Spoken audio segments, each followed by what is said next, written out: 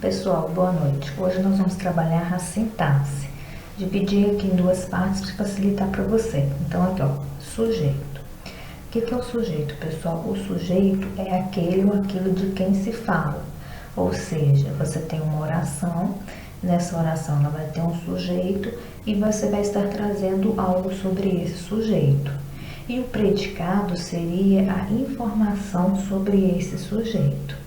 Então, sujeito e predicado são termos essenciais de uma oração. Veja o nosso modelo aqui. Os estudantes organizaram a homenagem. Os estudantes é o meu sujeito. Como que eu sei que ele é sujeito? Basta fazer pergunta ao verbo.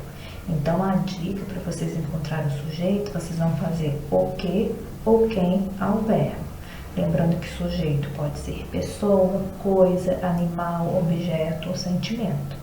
Então aqui, ó, quem é que organizou a homenagem? Os estudantes. Posição do sujeito.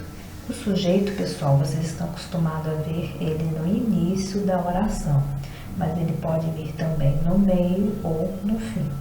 Quando ele vem no início, a gente fala que essa frase está na ordem direta. Como assim? O primeiro elemento é o sujeito, o segundo o verbo e o terceiro um complemento, que eu falo que é algo desnecessário, quando a frase fica com sentido. Olha aqui, ó, os formandos e os professores empenhados organizaram a festa. Quem é que organizou a festa? Os formandos e os professores. Esse empenhados aqui, ó, é um adjetivo, uma qualidade, posso colocar ou não. Quando ele vem no fim, ó, estou indo no início, pulei para o fim.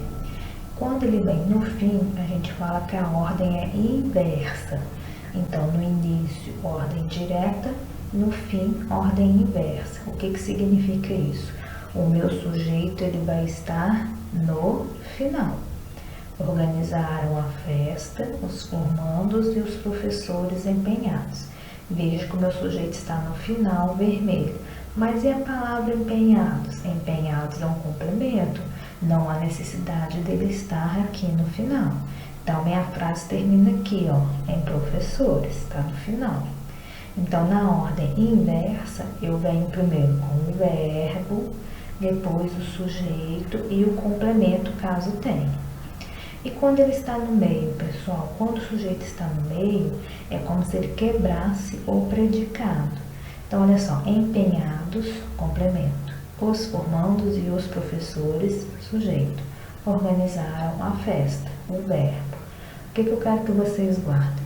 No início é chamado de ordem direta, o sujeito vem antes do verbo. No fim é chamado de ordem inversa, o sujeito está depois do verbo. Tipos de sujeito. Na língua portuguesa, alunos, a gente tem a classificação do sujeito. Ele se classifica em determinado, indeterminado e inexistente. Determinado, pessoal, eu consigo identificar esse meu sujeito, eu consigo visualizar ele na oração. A menina foi à feira. Quem é que foi à feira? A menina, ele está determinado. Indeterminado, o próprio nome já diz, eu não consigo visualizar o sujeito. E o inexistente, ele não existe, que é feito com os verbos impessoais. Raciocina o nome da palavra aí, pessoal. Impessoal, ou seja, não tem pessoas. Se não tem pessoas, não tem sujeito. O sujeito, ele não existe, ele é inexistente. Os sujeitos determinados, pessoal, eles dividem em simples, composto e oculto.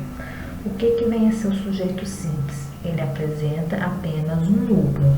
Núcleo é a palavra mais importante do sujeito ou do predicado. Vocês vão ver mais no finalzinho. Exemplo. O paciente foi atendido. Fazendo pergunta ao verbo. Quem é que foi atendido? O paciente. O paciente é o meu sujeito. Da palavra o e paciente, qual que é mais importante? Paciente. Então, paciente é o meu núcleo. Se eu tenho apenas um núcleo, o sujeito ele é simples. E o composto? O composto nós vamos ter 2 ou mais núcleos. Mousses e brownies são os meus doces preferidos. o que que são os meus doces preferidos? Mousses e brownies.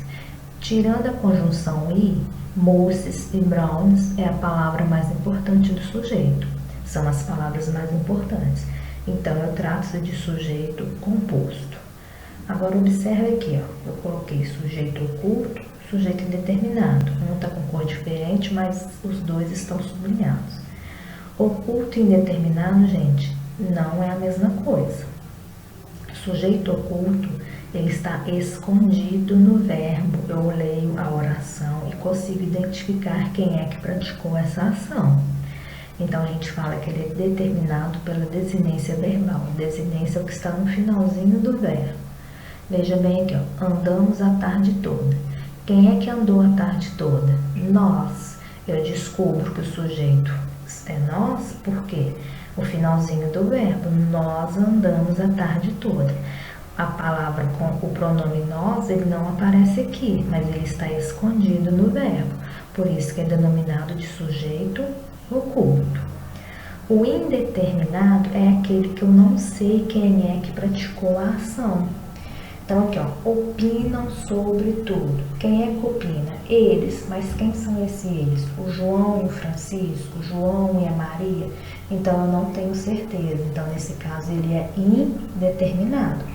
Diferente do oculto, que eu tenho certeza de quem praticou a ação, mesmo não aparecendo na oração.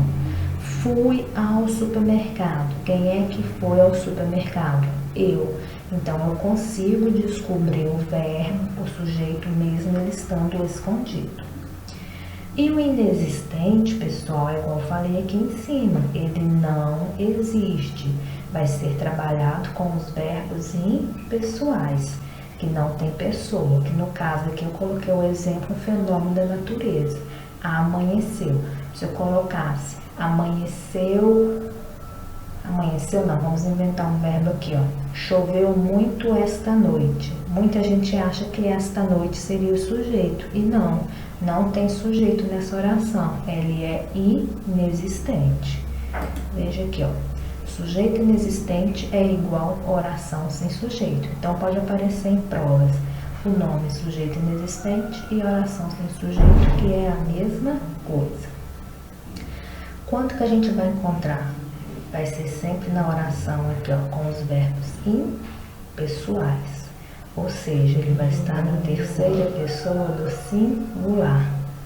Os principais verbos que vocês vão ver aí, ó, vai ser o haver, o fazer e os verbos que indicam o fenômeno da natureza. Verbo haver, pessoal, no sentido de existir, vai estar sempre no singular. Exemplo. Há inúmeras razões para eu estar chateada com você. Inúmeras está no plural. E o a, que é o verbo haver, continuou no singular. Poderia colocar: existe inúmeras razões para eu estar chateada. Ou seja, existe singular e não existe plural.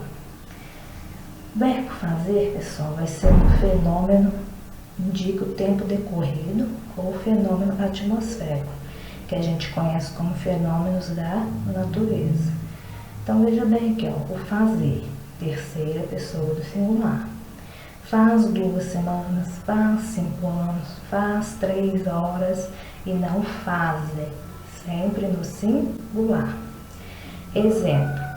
Casei faz 2 semanas e não fazem, porque é tempo passado, decorrido. Na minha cidade faz sol todos os dias. Fenômeno atmosférico. Verbo na terceira pessoa do singular. O que vocês têm que saber disso daqui, pessoal? Os verbos impessoais, quando eu tenho oração sem sujeito, ele vai estar sempre na terceira pessoa do singular. Mesmo que palavras que estejam perto dele estejam no plural. Verbos indicativos de fenômenos da natureza e atmosféricos. Coloquei exemplos aqui, mas a maioria já conhece, que é o chover, nevar, escurecer, relampejar, trovejar e assim por diante. Coloquei exemplos para frisar a questão do verbo no singular, terceira pessoa. Todas as noites chove na minha cidade. Nevará todos os dias durante o inverno. Anoitece sempre à mesma hora. Muita gente, quando lê assim, todas as noites chove na minha cidade, vai achar que o sujeito ou é noites ou é cidade. E vai estar errado.